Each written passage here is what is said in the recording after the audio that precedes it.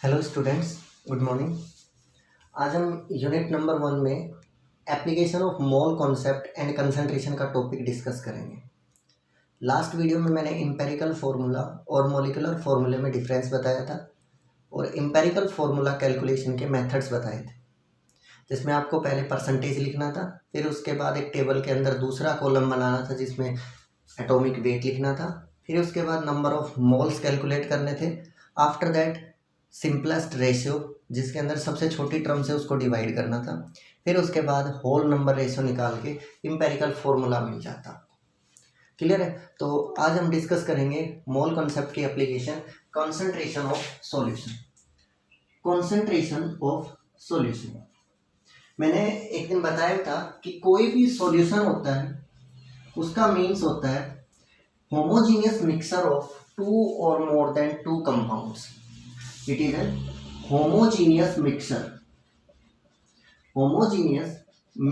of two or more compounds।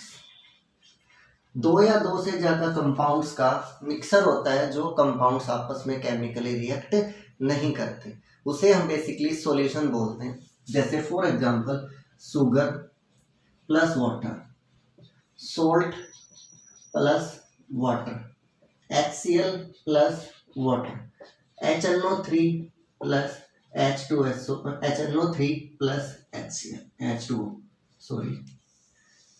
These are some examples of solution कि आपका किसी भी दो सब्सटेंस को मिक्सअप किया गया है, दोनों सब्सटेंस एक दूसरे से रिएक्ट नहीं करते और मिक्स होके एक होमोजीनियस मिक्सर बनाते हैं, that's called a solution.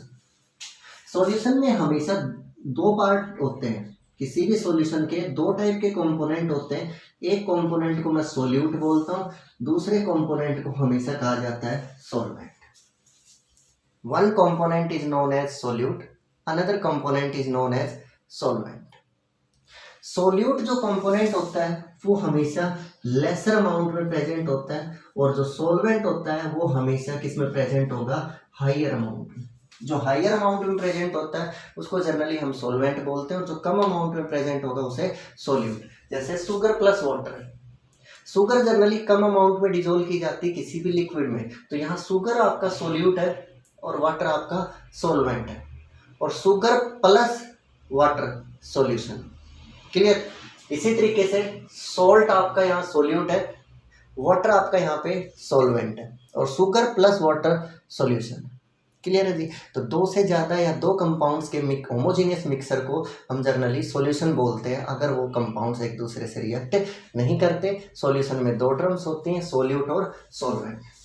Concentration of solution, concentration of solution को हम डिफरेंट टाइप की टर्म्स में रिप्रेजेंट करते हैं।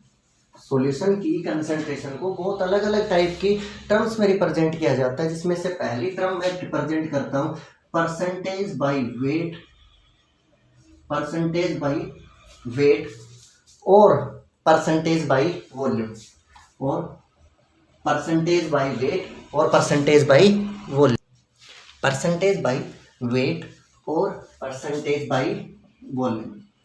परसेंटेज कैलकुलेशन, जैसे आप सबको पता है परसेंटेज कैलकुलेट करने का तरीका, जैसे मैं मार्क्स की परसेंटेज निकालता हूँ तो पर्टिकुलर सब्जेक्ट में मेरे कितने मार्क्स आए और उस सब्जेक्ट के मैक्सिमम मार्क्स कितने थे मल्टीप्लाइड बाई 100।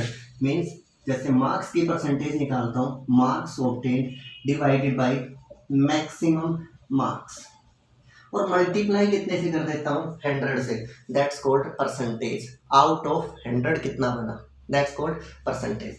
तो ये कहता है let we have a solution. Solution में दो कंपोनेंट्स हैं, A component plus B component. Let we have a solution of two components. One is the substance A, second is the substance B. Weight of substance A, WA, weight of substance B, WB. दोनों substance का wait दे रखा है WA grams और WB grams. तो then percentage wait of ए का percentage कितना बड़ा? बराबर होगा ए का वेट कितना था डिवाइडेड बाई टोटल वेट कितना गुणा में 100। ए का वेट कितना था, divide by total weight multiplied by 100, percentage of B, percentage of B, B का वेट कितना है डिवाइडेड बाई टोटल वेट कितना है और गुणा में कितना 100, ये कहलाएगा आपका परसेंटेज ऑफ बी, नीचे वाला परसेंटेज ऑफ ए। और यहाँ पे जरूरी नहीं कि हर बार आपको वेट ही मिले, यहाँ पे आपको वॉल्यूम भी मिल सकता है। अगर मैं वॉल्यूम का यूज़ करूँगा यहाँ पे तो परसेंटेज कहलाएगा वॉल्यूम परसेंटेज, और मैं अगर यूज़ करता हूँ वेट का तो कहलाता है ये percentage of weight.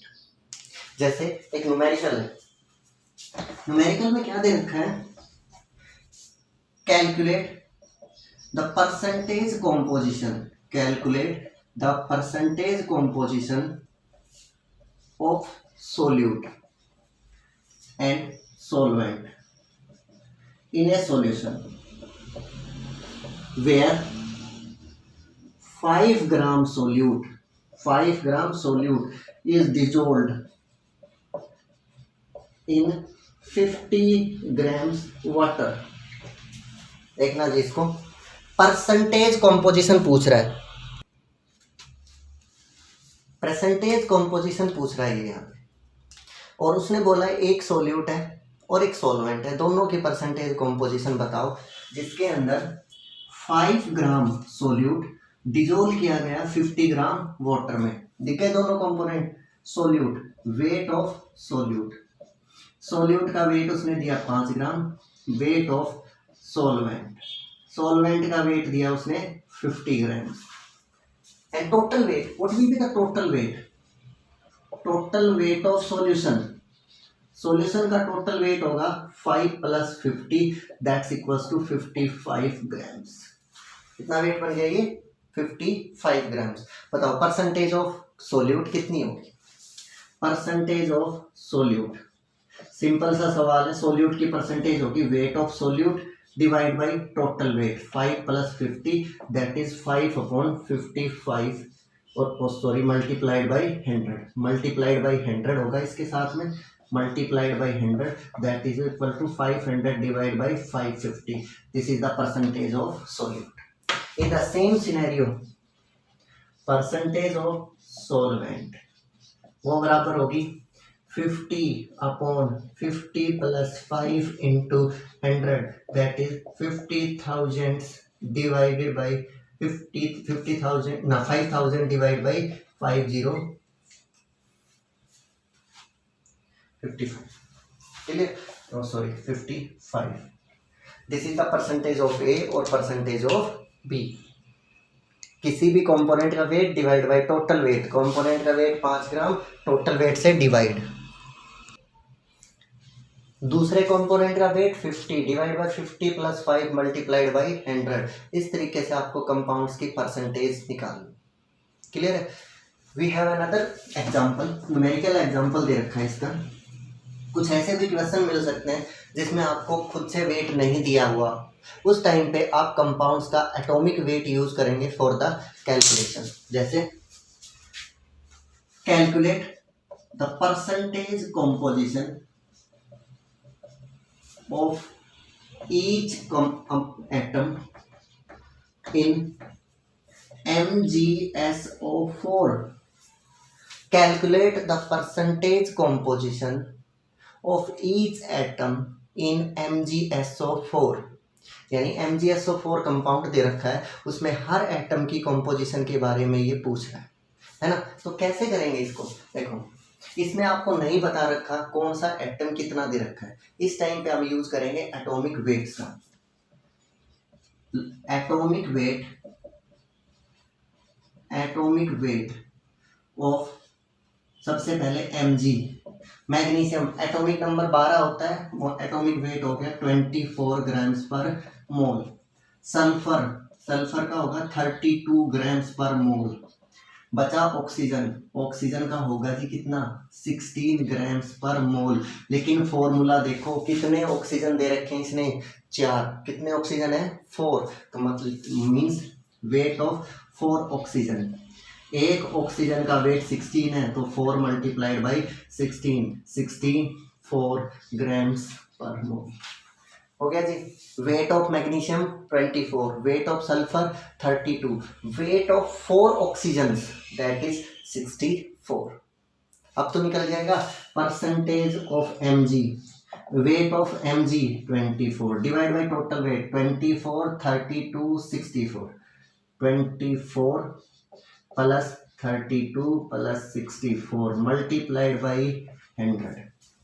Percentage of sulphur का वेट 32 डिवाइड बाई 24 32 64, 24 32 64 इंटू 100। छोटी छोटी बात है, एक सब्जेक्ट में कितने नंबर आए उस सब्जेक्ट के मैक्सिमम मार्क्स, या फिर आपके नंबर कितने आए मैक्सिमम मार्क्स कितने थे मल्टीप्लाइड बाई 100।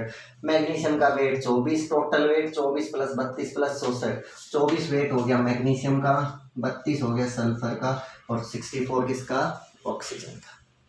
क्लियर है जी। तो ये कैलकुलेशन का मेथड था परसेंटेज कॉम्पोजिशन निकालने का, किसी भी पर्टिकुलर सब्सटेंस की परसेंटेज कॉम्पोजिशन, हर एक सब्सटेंस की अलग अलग निकाल सकते हैं। MgSO4 में 3 एटम थे, Mg, सल्फर, ऑक्सीजन, सभी का एटॉमिक वेट निकाल लिया, पर्टिकुलर के एटॉमिक वेट को टोटल से डिवाइड कर दिया, वो बन जाता है यहाँ पे परसेंटेज कॉम्पोजिशन। क्लियर है जी, ओके। नेक्स्ट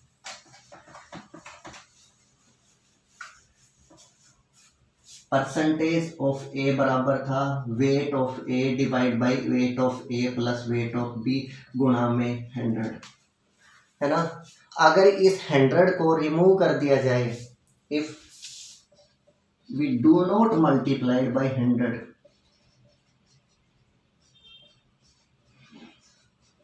अगर मैं 100 से मल्टीप्लाई ना करूं तो,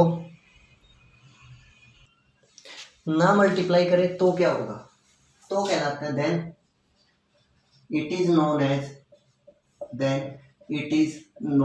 एज फ्रैक्शन, वेट फ्रैक्शन। अगर मैं किसी के भी वेट को टोटल वेट से डिवाइड कर दूं और 100 से मल्टीप्लाई ना करूं तो ये कहलाता है आपका फ्रैक्शन ऑफ ए। जैसे weight fraction of A, weight fraction of A, weight fraction of A बराबर weight divided by total weight, और 100 से मल्टीप्लाई कर दिया तो परसेंटेज बन जाएगा। क्लियर है जी ये बात। अगर 100 से मल्टीप्लाई करते हो तो टर्म कहलाती परसेंटेज, अगर 100 से मल्टीप्लाई नहीं किया तो वो कहलाएगी फ्रैक्शन। क्लियर है। Fraction of B, weight of B divide by total weight, fraction of A, weight of A divide by total weight, fraction volume of A, volume of A divide by total volume, volume fraction of B, volume of B divide by total volume. और आप अगर इन्हीं चीज़ों को 100 से multiply करेंगे तो वो कहलाती हैं volume. Now in the same way fraction की तरह की दूसरी टर्म है, we are moving to the second term that is mole fraction. जिस तरीके से मैंने पढ़ाया आपको वेट फ्रैक्शन, इसी तरीके से होता है mole fraction that is represented by x. It is the fraction of moles of a substance in a mixture.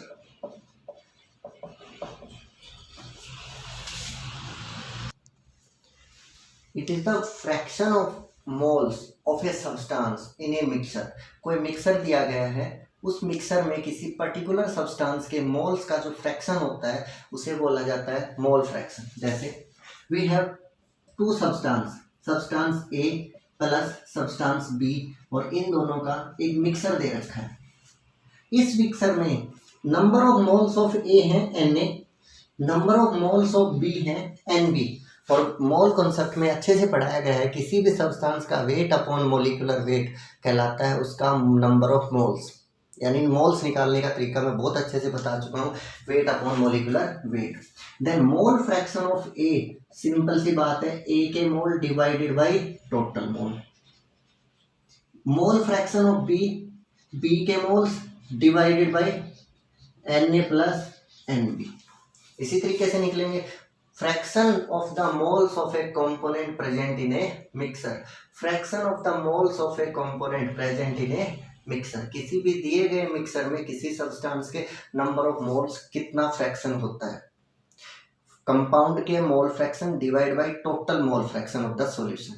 Compound के mole fraction Nb, total mole fraction of the solution Na plus Nb, that's called mole fraction. Clear. Next point, mole fraction of A plus mole fraction of B will be equals to, mole fraction A का formula Na divided by Na plus Nb plus Nb divided by Na plus Nb। LCM आ गया कितना, Na plus Nb, ऊपर बन गया Na plus Nb, दोनों cancel हो गए, आंसर बना XA plus XB, that's always equals to 1। यानी जितने भी कंपोनेंट्स हैं सभी का मोल फ्रैक्शन अगर मैं ऐड कर दूं तो वो बराबर किसके आता है, 1 के। जैसे अगर मेरे पास मान लो मोर देन 1 कंपोनेंट होते, component A plus B plus C, इसका मोल फ्रैक्शन XA का Na divided by Na plus Nb plus Nc, mole fraction of B Nb, और total mole Na plus Nb plus Nc, C के mole fraction Nc divided by Na plus Nb plus Nc, और XA XB और XC का जोड़ हमेशा 1, XA XB और XC का जोड़ हमेशा कितना, 1। समझ गए जी। तो यानी टोटल जोड़ हमेशा कितना आएगा, 1। XA plus XB 1, XA plus XB plus XC हमेशा कितना होगा, 1। और कोई आपसे पूछे क्या होता है मोल फ्रैक्शन, पर्टिकुलर कंपोनेंट के मोल divide by total number of moles. जैसे मैं एक न्यूमेरिकल प्रॉब्लम देता हूँ इस पे आपको, calculate the mole fraction, calculate the mole fraction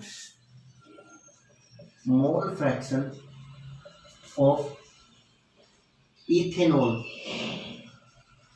ethanol, ठीक है। मोल फ्रैक्शन किसके निकालने हैं आपको, इथेनॉल के। फॉर्मूला दे रखा है C2H6O, क्लियर है। Ethanol in a solution, in a 20% aqueous solution,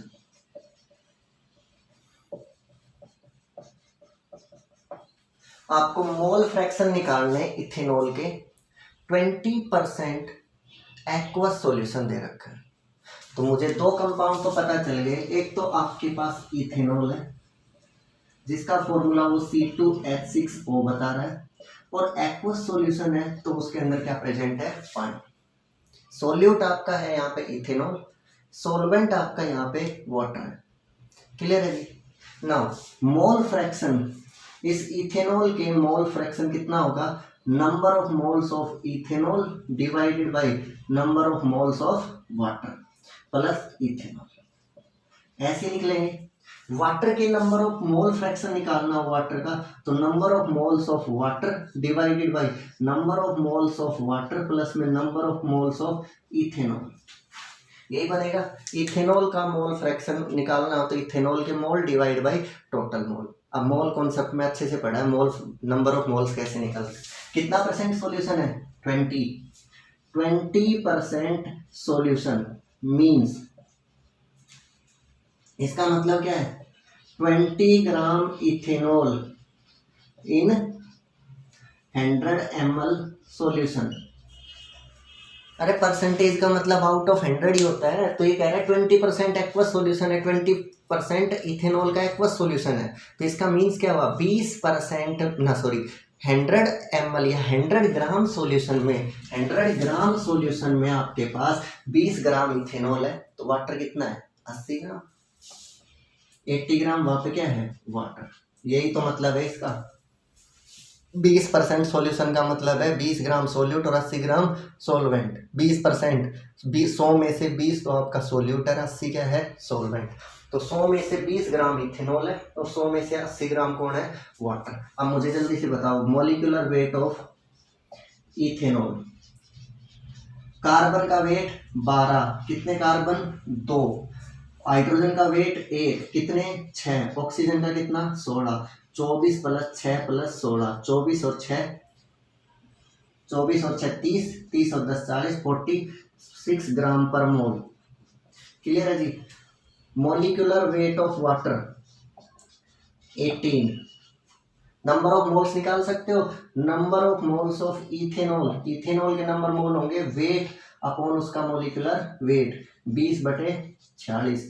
number of moles of water, water का weight 80 divide by molecular weight 80 upon में 18। ये नंबर ऑफ मोल्स वाटर के, नंबर ऑफ मोल्स किसके, ethanol के।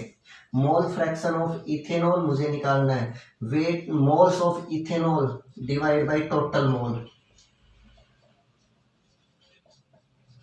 This is called mole fraction. इसको आप calculate भी कर सकते हो। मैंने किस तरीके से निकाला, पहले देखा सब्सटेंस का मोल फ्रैक्शन का फॉर्मूला क्या होगा, एक कंपोनेंट के मोल डिवाइड बाय टोटल मोल। अब मोल निकालने के लिए मुझे वेट और मॉलिक्यूलर वेट चाहिए। वेट निकालने के लिए किसका यूज किया, 20% सॉल्यूशन के मतलब का। 20% का मतलब होता है out of 100 gram 20 gram is ethanol and 80 gram is water. तो वाटर का भी वेट मिल गया, इथेनॉल का भी वेट मिल गया। फिर मॉलिक्यूलर वेट कैलकुलेट कर लिए दोनों के, weight upon molecular weight number of moles of ethanol, weight upon molecular weight number of moles of water. Mole fraction of ethanol, moles of ethanol divide by total moles. Clear है, this is the formula to calculate the mole fractions of a substance. Clear है जी, कर लोगे। Percentage weight and second topic was the mole fraction.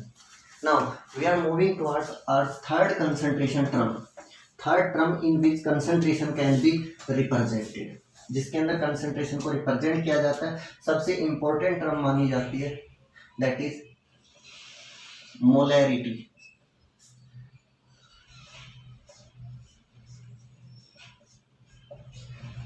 Concentration term number third, molarity. What is the molarity? Molarity का means होता है, it is defined as number of moles of solute present in 1 liter और 1000 ml of solution. Solution का ध्यान रखना चाहिए, solute plus solvent को solution बोला जाता है। ये बोल रहा है कि number of moles of solute present in 1 liter और 1000 ml of solution. Number of moles of solute present in 1 liter और 1000 ml of the solution is known as molarity of the solution. Means molarity is represented by capital M. Number of moles of solute divided by volume of solution. Molarity is equals to number of moles upon volume of solution. Molarity का formula होगा moles किसके, solute के, और ये volume ले रखी litres में, और वॉल्यूम किसकी, सॉल्यूशन की। किसमें यूज करी गई है, लीटर्स में। याद रह जाएगा, weight number of moles of the solute divided by volume of the solution. Number of moles of the solute present in the 1 liter of solution. 1 liter क्यों बोला, number of moles upon volume को बोला जाता है molarity. अगर गलती से volume कितने लीटर ले ली, 1, मोलैरिटी ही क्या बन जाएगी, नंबर ऑफ मोल्स। यानी कि वो नंबर ऑफ मोल्स होते हैं जो कितने लीटर सॉल्यूशन में होंगे, 1 लीटर। सिंपल सी डेफिनेशन बता रहा हूँ, 1 लीटर सॉल्यूशन में जितने मोल्स होते हैं उसे मोलैरिटी बोला जाता है। 1 लीटर सॉल्यूशन में सोल्यूट के जितने मोल्स होते हैं उसे क्या बोला जाता है, molarity of the solution. Clear. Now molarity, what is the formula for number of moles of solute, weight upon में मॉलिक्यूलर वेट। और फिर याद रखना ये सोल्यूट क्या होते हैं, तो वेट ऑफ सोल्यूट अपॉन में molecular weight of solute multiply, और नीचे मल्टीप्लाई में कितना है, volume of solution, volume of solution. और सॉल्यूशन की वॉल्यूम यहाँ लीटर्स में है। मैं इसको ml में अगर कन्वर्ट करना चाहूँ, किसमें कन्वर्ट करना चाहूँ, ml में, तो मुझे पता है 1 लीटर कितना ml होता है, 1000 ml। तो ऊपर कितने से मल्टीप्लाई करना पड़ता है, 1000 से। This is the formula to calculate the molarity. अगर सॉल्यूशन की वॉल्यूम ml में दे रखी है, फिर से सुन लो अच्छे से, number of moles of the solute present in 1 liter solution is known as molarity. 1 litre solution में कितने मोल सोल्यूट के हैं वो कहलाती है molarity. Formula number of moles of solute upon volume of solution. Number of moles can be written as weight of solute upon molecular weight of solute multiplied by 1000 upon volume of the solution. Clear है जी। चलो एक numerical इस पे भी कर लेते हैं। Calculate the molarity of A solution. Calculate the molarity of a solution having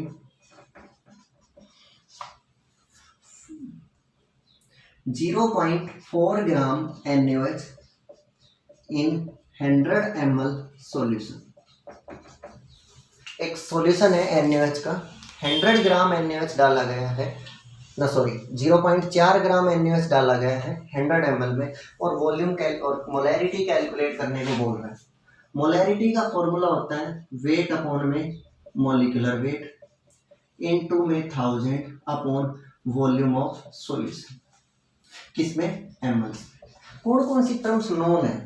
volume of solution कितने ml सॉल्यूशन में डाला गया है? 100 ml।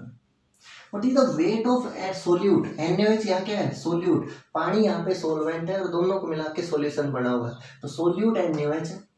NaOH का वेट कितना दे रखा है? 0.4 ग्राम। बची टर्म कौन सी? Molecular weight. Molecular weight of solute NaOH। NaOH यहाँ सोल्यूट है जिसका मॉलिक्यूलर वेट कितना होगा? Na का 23, ऑक्सीजन का 16, हाइड्रोजन का 1, कितना बड़ा? 40 ग्राम्स पर मोल। ये बनाना, तो ये कैसे निकलेगा?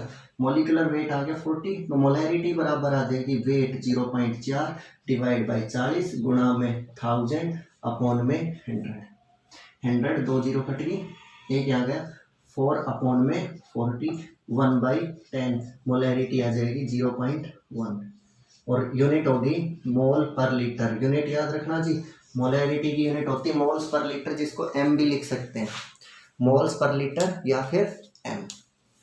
क्लियर है? मोल्स पर लीटर भी लिख सकता हूँ या फिर एम भी लिखा जा सकता है। तो आपको इस फॉर्म, यहाँ पे आपको सॉल्यूशन की क्या दे निकालनी थी? सॉल्यूशन है 4 ग्राम NaOH इन 100 ml। क्लियर है? फॉर्मूला ये यूज करोगे।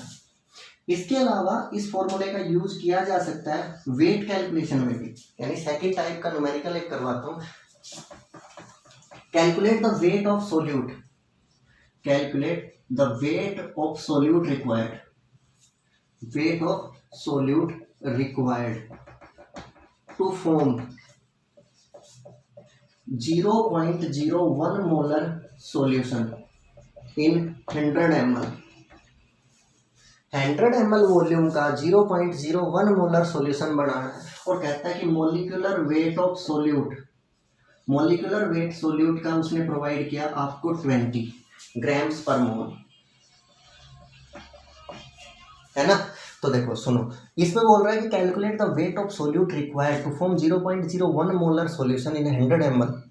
मोलर सॉल्यूशन, मोलर का मतलब molarity, formula weight upon molar weight multiplied by 1000 upon volume of solution. Molarity कितनी दे रखी है? 0.08। कैलकुलेट द वेट, वेट तो कैलकुलेट करवा रहा है, मॉलिक्यूलर वेट कितना दे रहा है? 20 गुणा में 1000 अपॉन में वॉल्यूम कितनी? 100 ml। 2 0 से कट गई 2 0, 1 से 1 कट गया, वेट आ गया 0.2 ग्राम्स। ओके, तो आज मैंने 3 टर्म्स पढ़ाई, molarity, mole fraction and percentage weight and weight fraction. ये 3 टर्म्स आपको स्टडी करनी है, और इससे रिलेटेड क्वेश्चंस। इस क्वेश्चन में मुझे वेट कैलकुलेट करने को बोला था, ये यहाँ पे वेट होता है, उसने खुद मॉलिक्यूलर वेट और वॉल्यूम ऑफ सॉल्यूशन प्रोवाइड किया और मोलैरिटी प्रोवाइड करी, और फिर मैंने यहाँ से क्या कैलकुलेट किया? वेट। क्लियर है जी? That's all for today, thank you.